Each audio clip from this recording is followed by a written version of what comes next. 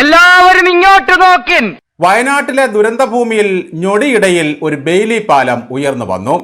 അതൊക്കെ നാട്ടുകാർക്ക് അറിയാവുന്ന കാര്യം അല്ലേ?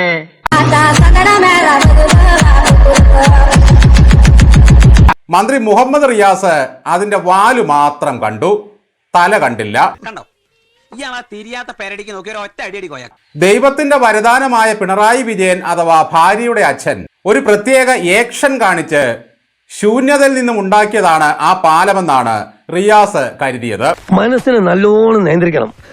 നേരത്തെ ചിലതൊക്കെ നമ്മൾ കണ്ടില്ല കേട്ടില്ല എന്ന് വെക്കണം. പകലില്ലാതെ പ്രതികൂല കാലാവസ്ഥയെ അതിജീവിച്ചുകൊണ്ട് ഏറെ കഠിനാധ്വാനം ചെയ്താണ് പാലം നിർമ്മാണം പുരോഗമിക്കുന്നത്. നീ ഇറങ്ങണം, നീ ഇറങ്ങിയാലേ വല്ലതൊക്കെ നടക്കൂ.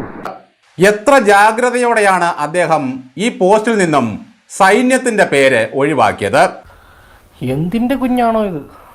മരുമകൻ ഇന്ത്യൻ സൈന്യത്തിന്റെ പേര് ഒഴിവാക്കി ശൂന്യതയിൽ നിന്നും ഒരു പാലം പൊക്കിക്കൊണ്ടുവന്നത്. നീ മനുഷ്യനെ പേടിപ്പിക്കാതെ കാര്യം പറ. കയറ് നിറച്ച് പൊങ്കാലപ്പായസം കിട്ടിയതോടെ മഹാമനസ്കനായ റിയാസ് അടുത്ത പോസ്റ്റിൽ ഒരു വലിയ സൗജന്യം കാണിച്ചു. അത് തിരിച്ചറിയാനുള്ള കഴിവ് അതാണ് നിനക്കില്ല. ഇന്ത്യൻ സൈന്യത്തിനും ഇതുമായി ബന്ധപ്പെട്ടുള്ള സർക്കാർ സംവിധാനത്തിനും റിയാസ് നന്ദി പറഞ്ഞു.